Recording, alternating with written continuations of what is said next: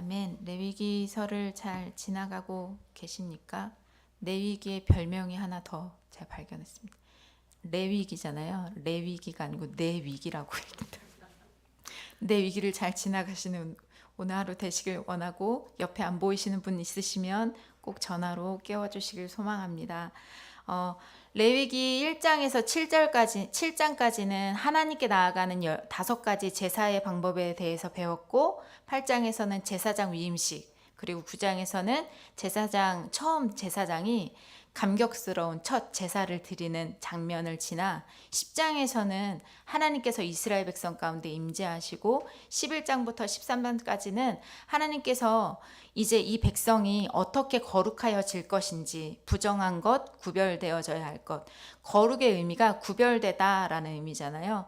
부정한 것들로부터 구별되어서 하나님의 성품 거룩까지 나아가는 것이 오늘 레위기서에서 하나님께서의 부르심인데요. 오늘 본문 말씀에는 나병이라는 부정으로부터 하나님께서 거룩할 것에 대해서 말씀하고 계십니다. 나의 부정이 부정으로 발견되려면 어떻게 해야 할까요? 첫째는 제사장 앞에 나아가야 합니다. 1절과 2절 말씀에 보면 여호와께서 모세와 아론에게 말씀하여 이르시되, 만일 사람이 그의 피부에 무엇이 돋거나 뾰루지가 나거나 색점이 생겨서 그의 피부에 나병 같은 것이 생기거든 그를 곧 제사장 아론에게나 그의 아들 중 한 제사장에게로 데려갈 것이요 라고 합니다. 아무리 작아 보이는 뾰루지도 색점이라 할지라도 그것이 나병처럼 보이면 제사장에게 나아가야 한다고 말씀하십니다. 나병은 예전에는 한센병으로 해석하는 경우가 많았고, 저도 그렇게 알고 있었는데 오늘 본문을 다시 연구하면서는 한센병이라고 보기에는 폭이 좁다라고 보는 분들이 많이 있으시더라고요. 그냥 피부 질환의 여러 가지 광범위한 그 모든 것을 포함한 것을 나병으로 본다고 합니다. 신체 일부에서 전체로 퍼져나가거나 이것이 전염성을 가지고 있기 때문에 공동체의 많은 사람에게도 번져갈 수 있는 병이고, 아무리 작아 보인다 할지라도 이것이 제사장 앞에 나아가 이것이 병인지 아닌지 진찰받게 하였습니다. 나병은 그 당시에 불치병으로 일반적인 방법으로 치유되지 않았기에 부정하다라고 보기도 했고요. 그렇지만 이것이 한센병이라고 볼 수 없었던 건, 나아만 장군은 한센병이었음에도 왕을 모시며 전쟁터에 나가서도 전쟁을 치르는 사람이었기 때문에 한센병으로 보다 피부질환, 악성 피부질환 쪽으로 본다고 많이 해석하고 있었습니다. 그런데 이 나병이 무서운 이유는 무엇일까요? 이 나병의 바이러스가 신체 안으로 들어가게 되면 통각감각, 그러니까 통증을 느끼는 감각이 마비되어서 손, 코, 몸의 신체 일부가 떨어져 나가도 그 감각을 느낄 수 없기에 더 무서운 병이 된 것이지요. 왜 걸리게 될까요? 나병은 성경에서 보면 하나님의 심판으로 인해 나병이 걸리기도 합니다. 모세의 누나였던 미리암이 모세를 대적하여 서자 하나님께서 미리암에게 나병을 허락하시고 진영 밖으로 쫓겨나 있다가 다 완쾌된 후에 다시 들어오기도 하고요. 또는 일반적으로는 죄와는 관계없이 그 면역이 낮아진 사람 안에서 질병이 발생하는 육신의 연약함으로 걸리는 병으로 보기도 합니다. 왜 격리한다고 앞에 말씀드렸죠? 왜 격리하죠? 이 병은 전염성을 가지고 있기에 공동체 안에 공동체를 보호하기 위한 목적으로 격리를 시켰습니다. 그런데 왜 오늘 성경에서는 나병을 왜 하나님이 부정하다라고 말씀하실까요? 나병이 사실은 걸리고 싶어서 걸리는 것도 아니고 감기처럼 올 수 있는 병인데, 감기처럼 걸렸을 뿐인데 하나님이 그걸 부정하다라고 말씀하십니다. 왜 그럴까? 그냥 하나의 피부질환이라기보다 어떻게 받아들이는 것이 좋을까? 이것이 죄와 많이 닮아 있기 때문에 하나님이 부정하다라고 말씀하시는 것 같습니다.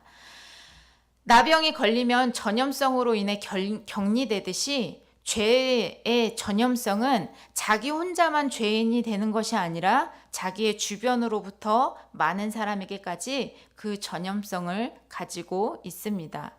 여러분, 요즘에 차별금지법에 대해서 계속 반대하는 사람들과 찬성하는 사람들이 계속 싸우는 이유는 뭐죠? 무엇을 가치관으로 잡고 있는지에 따라서 그것이 옳다, 그르다가 분명히 정해지기 때문에 법이 정해지는 것들에 대해서 자기의 목소리를 계속 내고 있는 것이지요.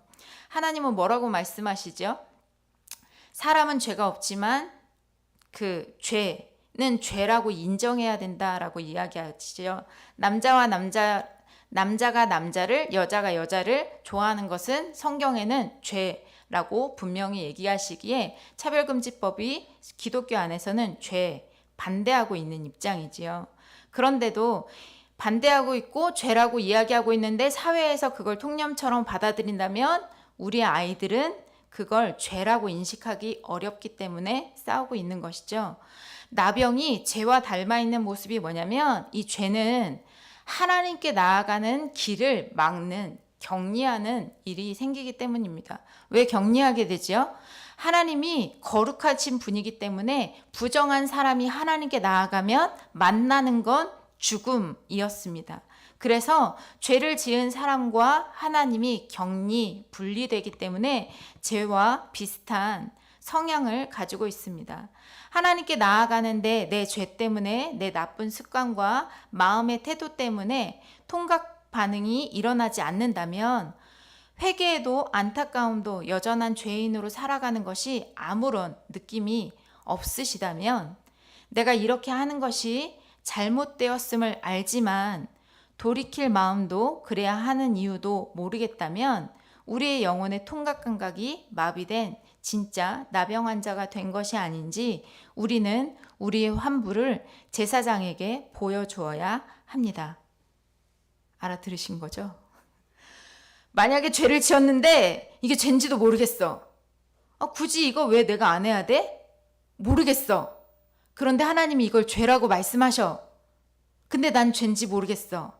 이러면 죄에 대한 나의 통각 감각을 잃어버린 상태, 나병 환자의 상태와 똑같다라는 것입니다.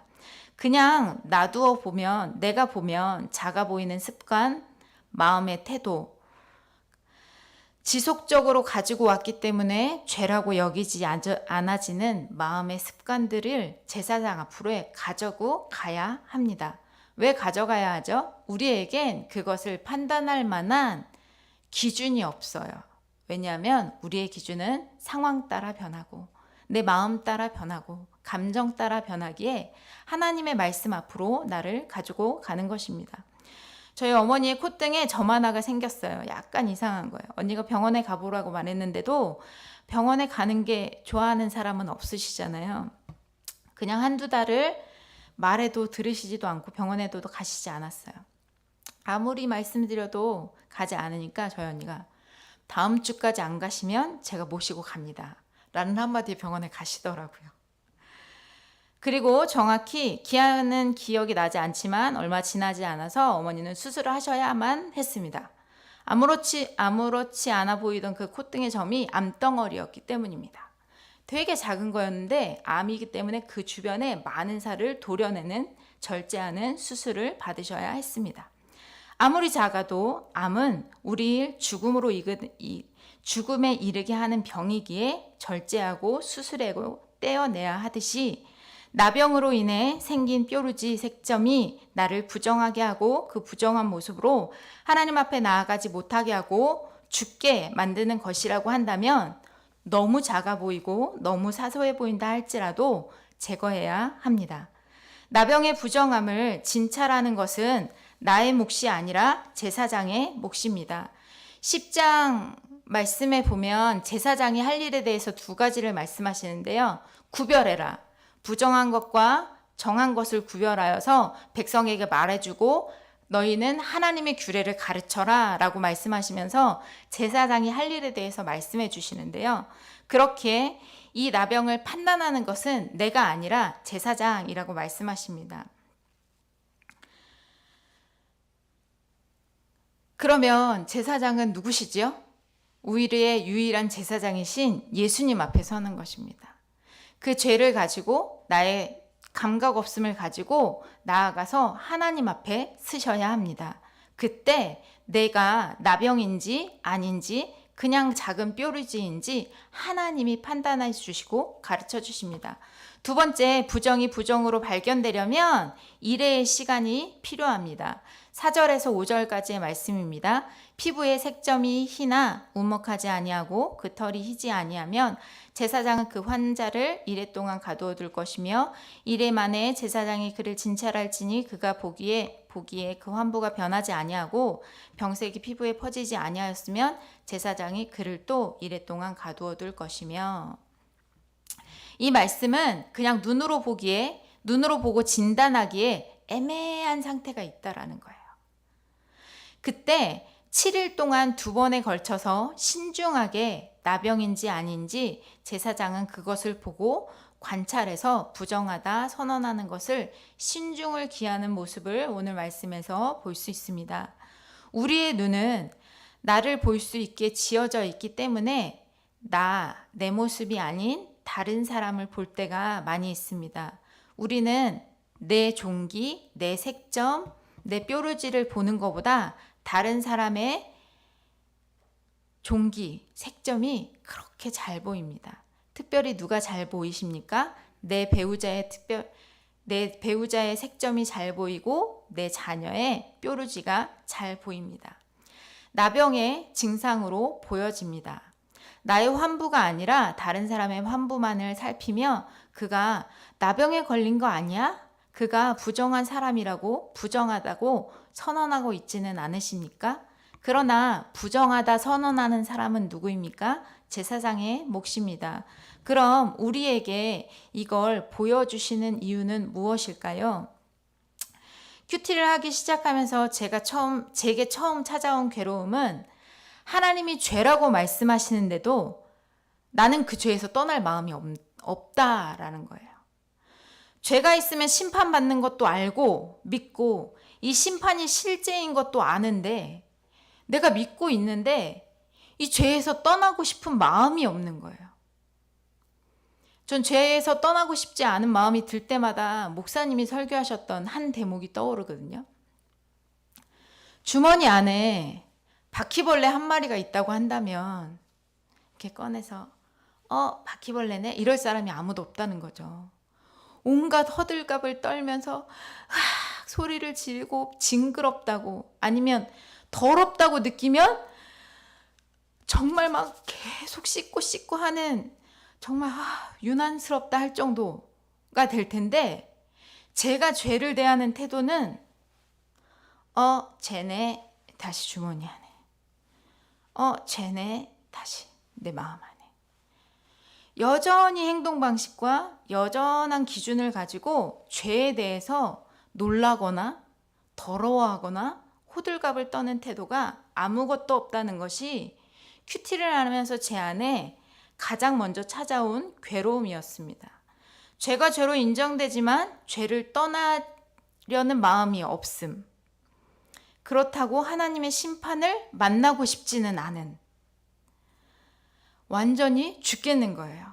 마음 안에서의 갈등이 죄에서 조금도 떠나려는 마음이 없이 난 1mm로 떠나려는 마음이 없는 내 마음의 태도가 너무 괴로운데 그날의 고백도 뭐냐면 근데 떠나고 싶진 않아 라는 거예요. 내 마음의 태도가.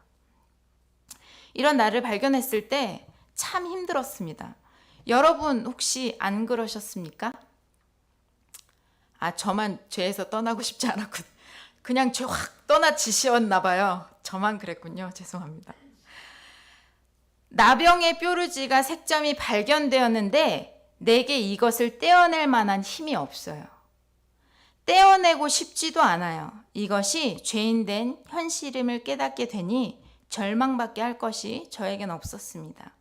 그저 한참을 이런 나를 데리고 하나님 앞에 서는 것이 제가 할 수 있는 전부였습니다. 그렇다고 막 매달릴 수 있는 힘이 있지도 않았습니다.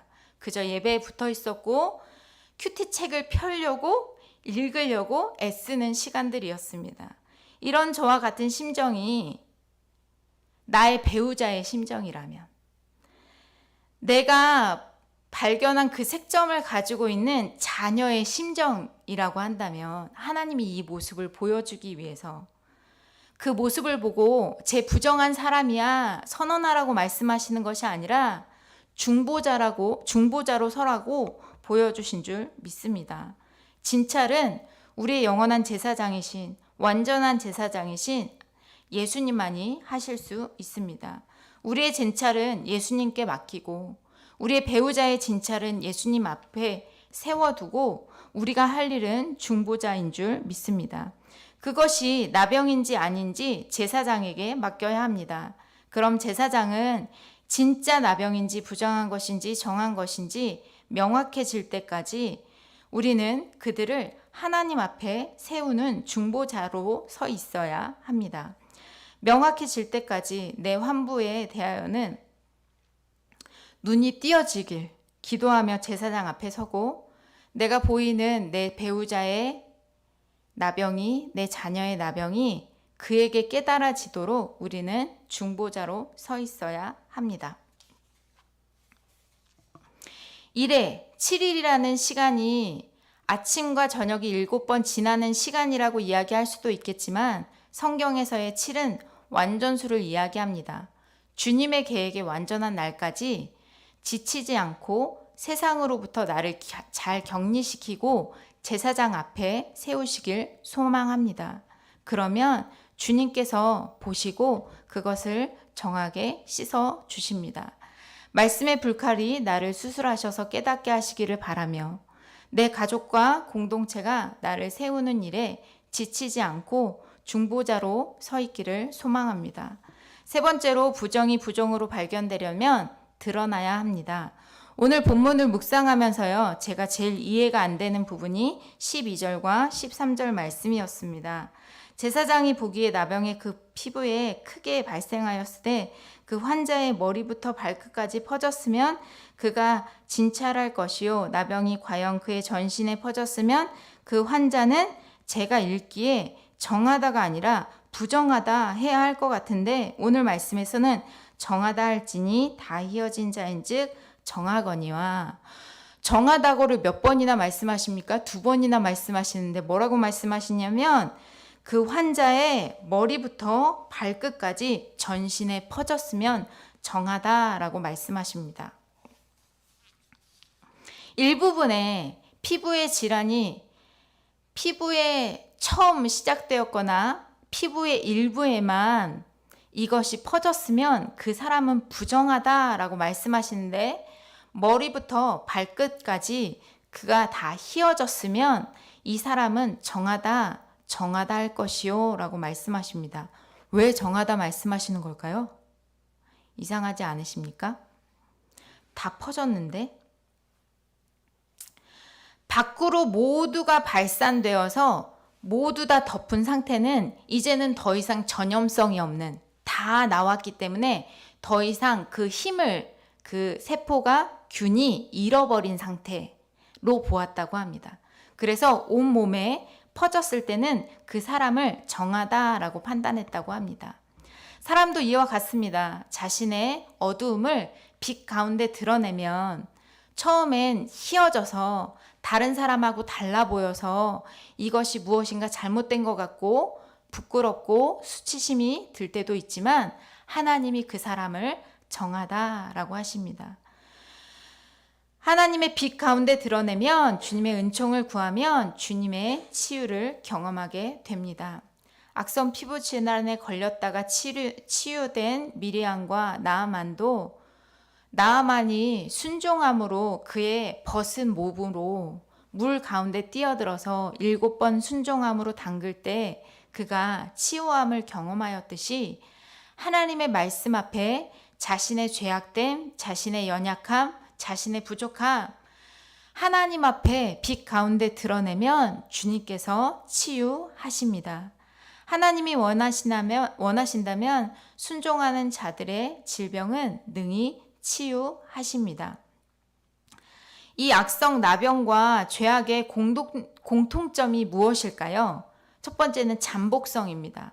악성 피부질환 환자의 신체에 잠복해 있다가 면역력이 떨어져 있으면 그때 모습을 드러내기 시작하죠. 죄악의 씨앗도 이와 같습니다. 우리 내면에 뿌리 내리고 있다가 성령 충만할 때는 하나님께 잘 붙어 있을 때는 드러나지 않다가 어느 순간 내 마음이 근심되고 하나님을 떠나려는 마음의 근심들이 일어날 때 성령의 은혜가 소멸되어지면 그 모습을 잃으면 내 안에서 죄의 씨앗이 그 본 모습을 드러내기 때문입니다. 이 악성과 죄악성의 또 공통점은 뭐죠? 파괴성입니다. 사람의 외형을 심하게 변형시키고 감각기관을 마비시키고 피부 감각을 느끼지 못하게 합니다. 죄악에 깊이 노출되면 선악의 판단의 기준이 마비됩니다. 하나님의 뜻과 임박한 심판을 인식하지 못하게 돼서 결국은 파괴되고 망하는 길을 걸어가게 됩니다. 세 번째는 전염성이지요. 한 세포에 피부 질환이 발생하면 이것이 온몸에 퍼지게 하고 여러 사람에게도 퍼지듯 죄악의 영향력은 여러 사람에게도 빠져들게 합니다. 그리고 이것의 죄악과 악성의 공통점은 또 뭐죠? 분리성입니다. 악성 피부 질환이 건강한 사람과 분리되듯이 죄인인 우리가 하나님과 분리되고 담을 쌓게 된다라는 것입니다. 죄악에 빠지지 않도록 죄의 유혹에 누르고 죄 침투의 습관이 발목을 붙잡지 못하도록 우리는 피 흘리기까지 거룩으로 나아가야 합니다. 죄의 본성과 싸워야 합니다. 피 흘리기까지 말이죠.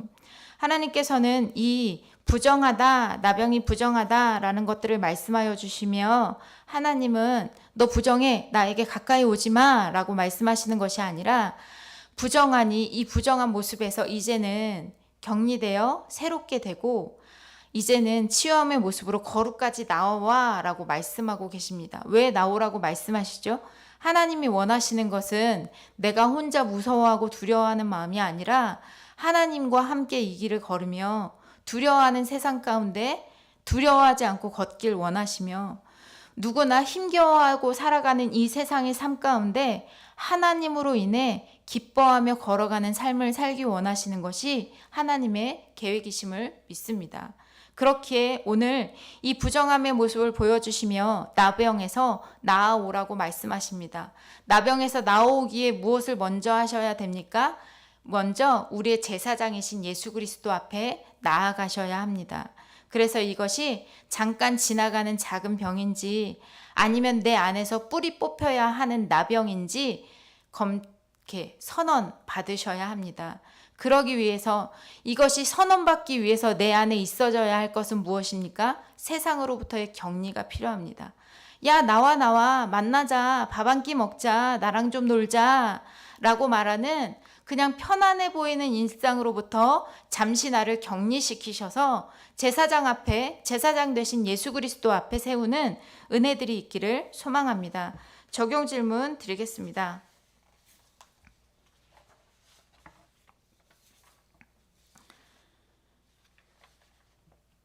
내가 부정하다 선언하고 있는 사람은 나입니까? 나의 지체입니까? 나를 괴롭히는 죄악의 종기, 뾰루지는 무엇입니까? 그거 가지고 주님 앞에 나아가셔야 합니다. 완전한 제사장 예수님 앞에 진찰받기 위해 어떤 방법으로 서 계십니까? 다시 한번 말씀드릴게요. 내가 부정하다 선언하고 있는 사람은 나입니까? 나의 지체입니까? 나를 괴롭히고 있는 죄악의 종기, 뾰루지는 무엇입니까? 완전한 제사장 예수님 앞에 진찰받기 위해 어떤 방법으로 격리하시고 서 계십니까? 우리 함께 기도하며 주님 앞에 나아가겠습니다. 함께 기도하실 때 부정한 사람이 하나님 앞에 나아가면 죽는다라고 말씀하십니다. 왜 말씀하시냐면 하나님은 우리 한 사람도 죽는 것을 원하지 않으십니다. 이 부정에서 나와 내가 거룩하니 너희도 거룩하라 라고 말씀하신 거룩까지 나와 하나님이 주시는 은혜를 누리는 것이 하나님이 원하시는 바이십니다. 내 안에 있는 뾰루지들, 내 안에 있는 나병들, 내 지체 안에 있는 나병들, 그것들은 판단할 것이 아니라 하나님께 가지고 나아가야 할, 내가 중보자로 서야 할 영역임을 깨닫고 하나님 앞에 나아가고 싶습니다. 오늘 하루 나의 나병 같아 보이는 뾰루지를 가지고 질병을 가지고 어떻게 하나님 앞에 나아가시겠습니까? 이 시간 함께 말씀을 붙잡고 기도하길 원하고요. 말씀을 붙잡고 기도하신 이후에 교회와 목사님과 선교사님들을 위해 기도해 주시고 각자의 기도 제목을 위해 함께 기도하시고 자유롭게 돌아가도록 하겠습니다. 한번 주여 한번 외치고 함께 기도하겠습니다. 주여, 아버지